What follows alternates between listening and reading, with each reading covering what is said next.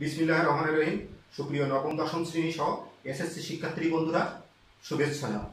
আশা রাখি তোমরা সকলেই ভালো আছো, সুস্থ আছো এবং সম্পূর্ণ নিরাপদে আছো। আমাদের আজকের ক্লাসের বিষয় তোমাদের গণিত বইয়ের দ্বিতীয় অধ্যায়, অর্থাৎ সেট এবং ফাংশনের উপর। সেট এবং ফাংশনের উপর এটি আমাদের প্রথম ক্লাস। আর আজকের ক্লাসে মূলত এই অধ্যায়ের প্রথম অংশ, অর্থাৎ অনুশীলনী 2.1 সেট সংক্রান্ত বিষয় নিয়ে প্রাথমিক ধারণা নিয়ে আলোচনা করব। আর আজকের ক্লাসের মূল বিষয়গুলো যে থাকবে, যেটা সেটের সংজ্ঞা, সেটের উপাদান এবং সেট গঠনের মৌলিক নিয়ম, যেটা সেই বিষয় নিয়ে আমরা আজকের ক্লাসে আলোচনায় থাকবো তোমাদের সাথে। তাহলে শুরু করা যাক বন্ধুরা। প্রথমত আমরা দেখে নেই আজকের ক্লাসটিতে যে বিষয়গুলো নিয়ে আমরা আলোচনায় থাকবো, সে আলোচনা সূচিগুলো একটু দেখে নেই। আমরা সেটের সাধারণ ধারণা নিয়ে আলোচনা করব প্রথমত। দ্বিতীয়ত সেটের সংজ্ঞাটা কি সেটা আমরা জেনে নেব। তৃতীয়ত সেটের উপাদান বা সদস্য কাদেরকে বলা হয় সেটাও দেখব, এবং সেট গঠনের মৌলিক নিয়মগুলো জেনে নেব। তাহলে শুরু করি বন্ধুরা। প্রথমত সেটের ধারণা। সেট শব্দটি আমাদের কাছে অতি সুপরিচিত একটি শব্দ। আমাদের ব্যবহার্য বিভিন্ন দ্রব্য বা বস্তু সামগ্রীকে আমরা সেটের মাধ্যমে চিনি, যেমন ডিনার সেট, সোফা সেট, টি সেট, গহনা সেট, জ্যামিতি box set, three piece set, নবম শ্রেণীর এক সেট বই ইত্যাদি। আর আমরা যে সেট সম্পর্কে আলোচনা শুরু করতে যাচ্ছি, এই সেট সম্পর্কে প্রথম ধারণা ব্যাখ্যা করেন জার্মান গণিতবিদ জর্জ ক্যান। আর তার এই তত্ত্বটি সেট তত্ত্ব নামে পরিচিত। তাহলে সেটের ধারণার ভিতর থেকে আমরা যে বিষয়টা বুঝতে পারছি, দেখো, আমরা সাধারণত সচরাচর এই সেট শব্দটির সাথে ওতপ্রোতভাবে জড়িত। আমরা ডিনার সেট দেখছি, টি সেট দেখছি, গহনা সেট দেখছি, থ্রি পিস সেট দেখছি, এই বিষয়গুলো আমাদের সাথে একেবারেই আমরা জড়িত। তাহলে দেখি সেট কি সেই বিষয়টা একটু জেনে নিই। আমরা তো ব্যবহার করছি ডিনার সেট, সোফা সেট, টি সেট, গহনা সেট, জ্যামিতি box set, three piece set, নবম শ্রেণীর এক সেট বই, এই বিষয়গুলো আমাদের খুবই পরিচিত। তাহলে আসলে সেট কি আমরা কয়েকটি স্লাইড দেখে নেই। প্রথমত আমরা ডিনার সেটের একটা ইমেজ দেখি। দেখো, আমরা এই ইমেজটা দেখে একটু বুঝতে পারছি, এটা ক্লিয়ার হচ্ছে যে খাদ্য পরিবেশন সংক্রান্ত বা খাওয়া দাওয়া সংক্রান্ত যে বিষয়গুলো বা যে জিনিসগুলো লাগে তার একটা সংগ্রহ করা হয়েছে। এখানে আরো একটা ডিনার সেট দেখি আমরা চিত্র। এখানেও সেই একই খাদ্য পরিবেশন বা খাবার পরিবেশনের জন্য যে বস্তু বা দ্রব্যগুলো আমাদের একান্তই প্রয়োজন হয় তার একটা সমাবেশ ঘটানো হয়েছে। এখানে কিন্তু ডিনার সেট বলা হয়েছে, ডিনার বা খাদ্য পরিবেশন সংক্রান্ত বস্তুগুলো নিয়ে আসা হয়েছে।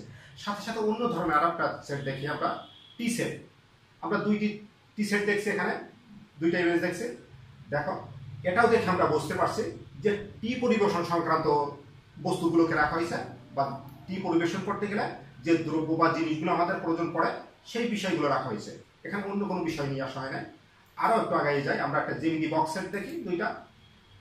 এই চিত্র দেখে আমরা আরো স্পষ্ট হচ্ছি যে শুধুমাত্র জ্যামিতিক চিত্র অঙ্কনের জন্য যে যন্ত্রপাতিগুলো প্রয়োজন হয় সেই যন্ত্রপাতি নিয়ে জ্যামিতি বক্স সেট তৈরি করা হয়েছে। আমরা এই ফিগারগুলো বা এই চিত্রগুলো থেকে এটাই স্পষ্ট হচ্ছে যে সেট তৈরি হতে গেলে আমাদের কতগুলো বস্তুর সমাবেশ লাগে বা বস্তুর সংগ্রহ লাগে।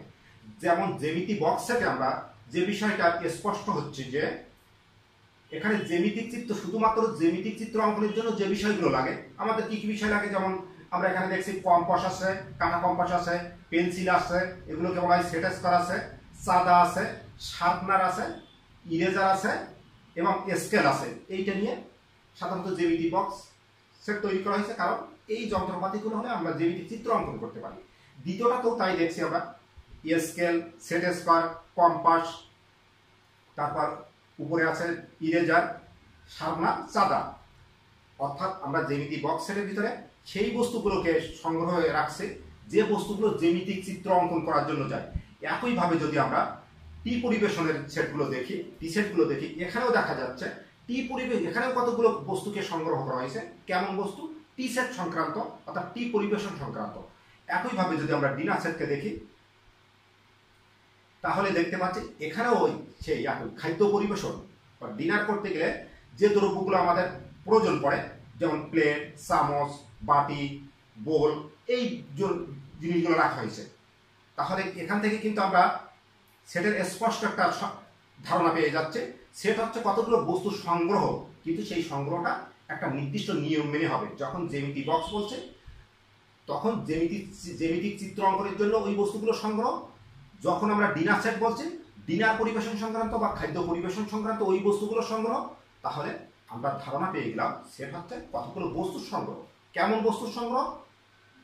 আগের থেকে নির্দিষ্ট করে দেওয়া থাকবে, অর্থাৎ সুনির্ধারিত বস্তুর সংগ্রহকে সেট বলছি। নির্ধারণ করে দেওয়া হচ্ছে ডিনার সেটে ডিনার সংক্রান্ত, টি সেটে টি পরিবেশন সংক্রান্ত, জ্যামিতি বক্স সেটে জ্যামিতিক চিত্র অঙ্কন সংক্রান্ত বস্তুগুলো থাকবে। তাহলে আমরা দেখি, তাহলে আমরা সেট কাকে বলি? তোমাদের কাছে এই প্রশ্ন করি, সেট বলতে কি বুঝো? তাহলে আমরা অনেকগুলো অপশন রাখছি, অপশন থেকে আমরা বেছে নিই কোনটি সেট হবে। একটু প্রশ্নের মতো, বস্তুর সংগ্রহকে সেট বলে।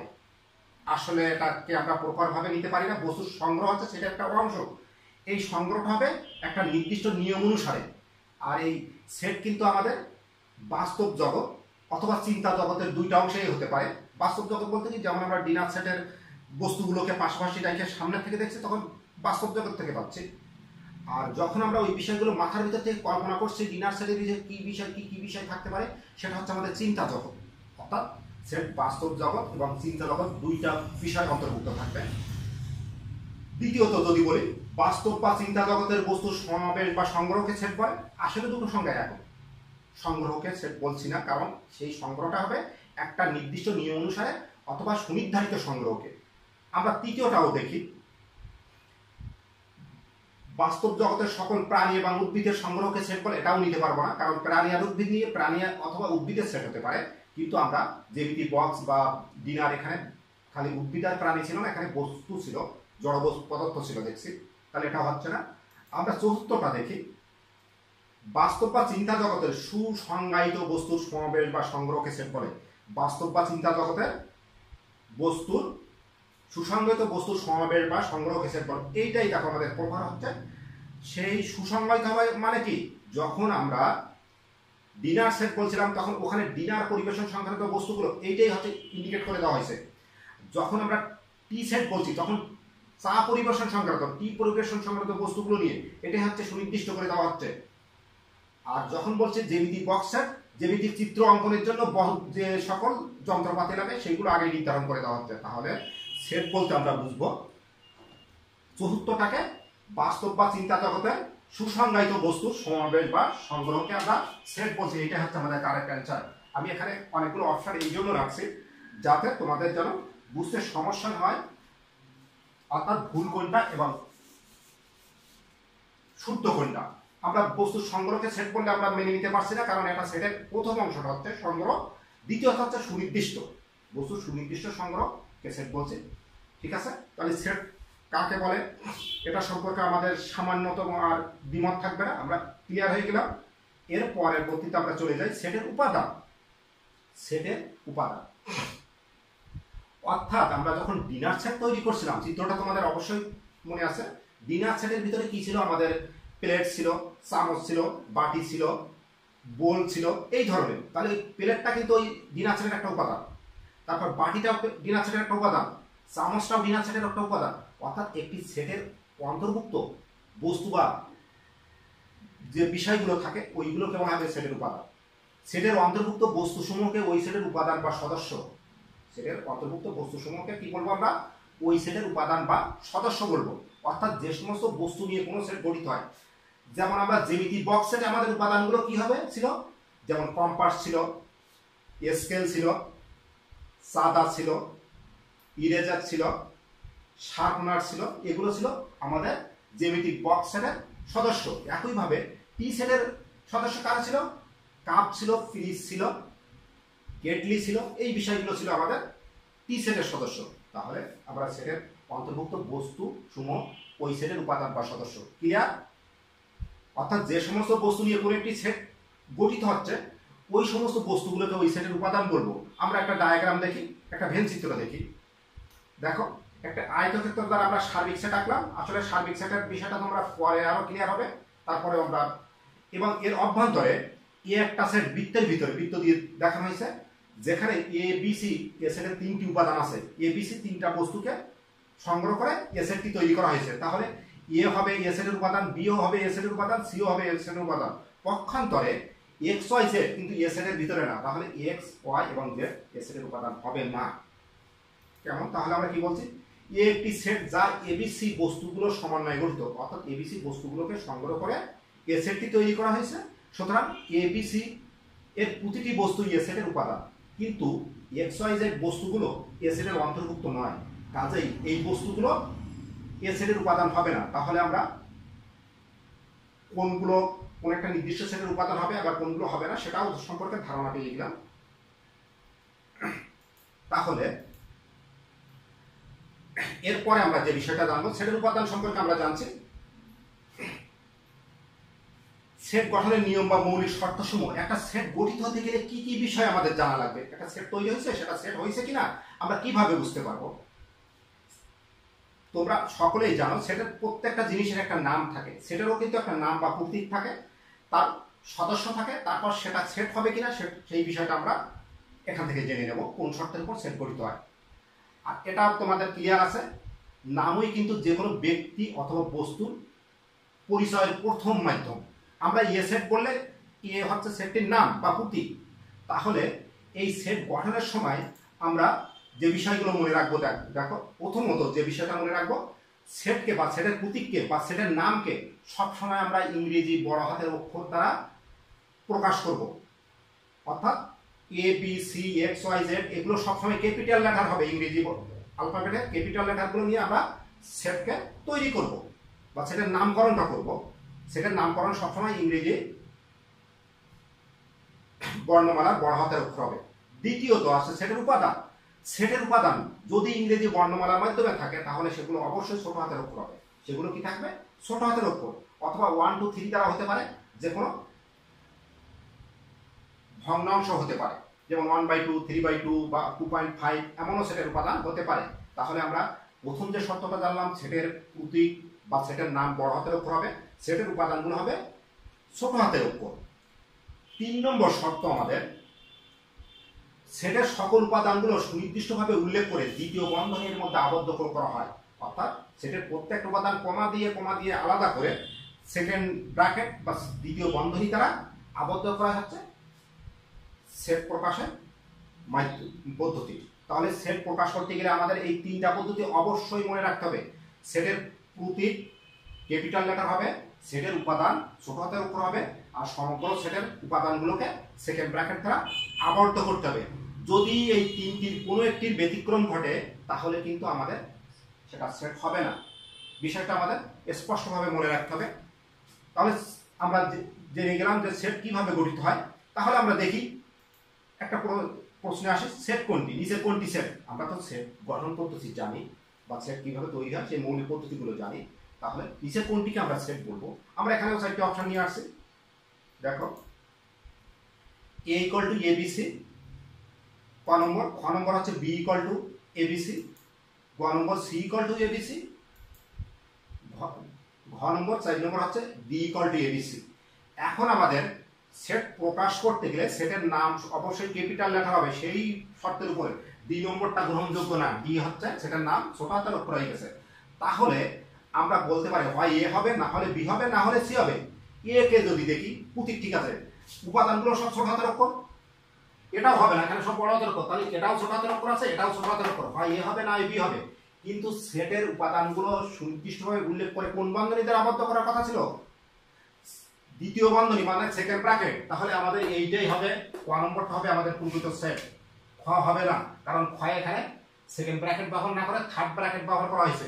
তাহলে আমরা ক খ গ একই ধরনের হলেও বা ঘ একই ধরনের হলেও আমাদের শর্ত অনুসারে সেট হবে ক নম্বরটা। তাহলে ক্লিয়ার? আমরা যে কোনো একটা অঙ্কের উদ্ধৃতি বা সেট দেখেই বলে দিতে পারবো সেই সেটটা সঠিক আছে না ভুল আছে। এখন আমরা দেখব সেটের উপাদান প্রকাশ করা হয় কিভাবে একটা সেটের। তাহলে আমরা একটা সেট দেখি, এ একটি সেট দিলাম এবিসি। আমরা আগে যে সেটটা দেখছি এ একটি সেট নিচ্ছি এবিসি, অর্থাৎ এ ও এস এর উপাদান, বি ও এস এর উপাদান, সি ও এস এর উপাদান। অথবা সেই ডায়াগ্রাম নিয়ে আমরা দেখতে পারি, এখানেও দেখতে পাচ্ছি আমরা এর উপাদানগুলো হচ্ছে এবিসি। এই সেট এবং ওই সেট একই। এখানে দেখানো হয়েছে তালিকা পদ্ধতিতে, এটাকে বলা হয় তালিকা পদ্ধতি, পরে আমরা এ বিষয়ে আলোচনা করব। আর ওখানে ওই সেটটাকে দেখানো হয়েছে ভেন চিত্র পদ্ধতি, চিত্রের মাধ্যমে, আর এটা তালিকার মাধ্যমে। এই দুইটা সেট একই, এর উপাদান এ বি সি, এ সেটের উপাদান এ বি সি, ওখানেও এ সেটের উপাদান এ বি এবং সি।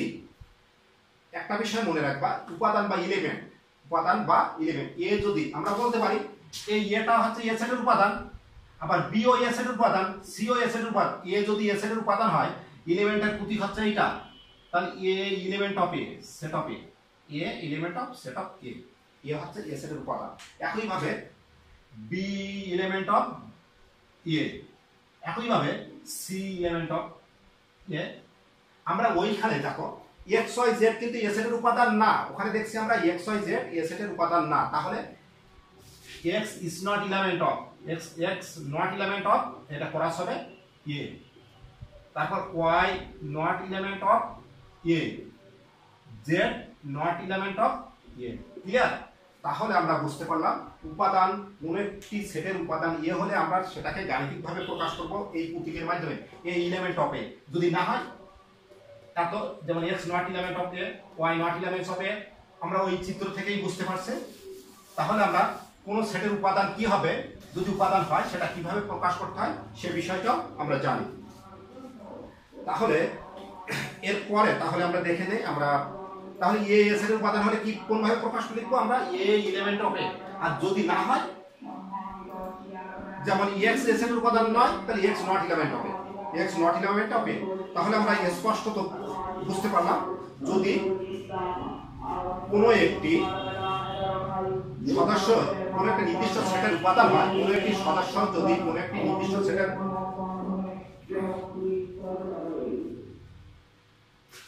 আমরা বুঝলাম কোন একটি সদস্য যদি কোন একটি সেটের নির্দিষ্ট সদস্য হয়, অর্থাৎ কোন একটি বস্তু যদি কোন একটি নির্দিষ্ট সেটের উপাদান হয়, তাহলে সেটিকে কিভাবে গাণিতিকভাবে প্রকাশ করতে হয় সেটাও আমরা শিখলাম।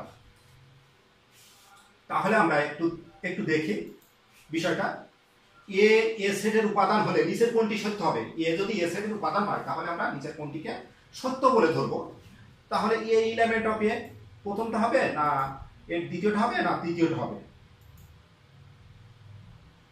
অনেক সময় তোমাদের একটু সমস্যা হতে পারে, ক হবে না গ হবে। A element of A, element of সেটে, এ হচ্ছে উপাদান কার? এ সেটের, অর্থাৎ এই উপাদান হচ্ছে এ, তাহলে ছোট হাতের অক্ষর, আর সেটের নামে প্রতীক হচ্ছে ডাইরেক্ট, তাহলে ডাইরেক্ট হবে বড় হাতের অক্ষর, অর্থাৎ কারেক্ট অ্যান্সার হবে আমাদের ক নম্বর।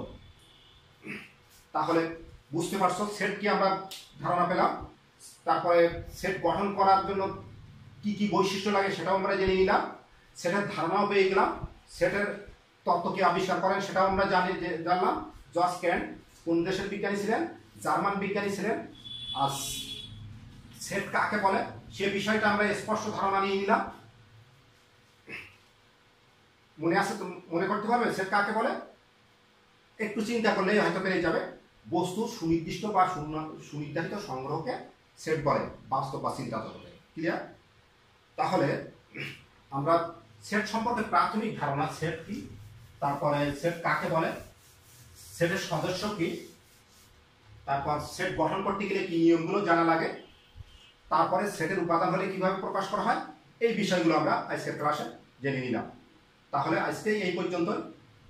তোমরা সকলেই ভালো থাকো, সুস্থ থাকো এবং নিরাপদে থাকো। তাহলে সকলকে আজকের মতো আল্লাহ হাফেজ।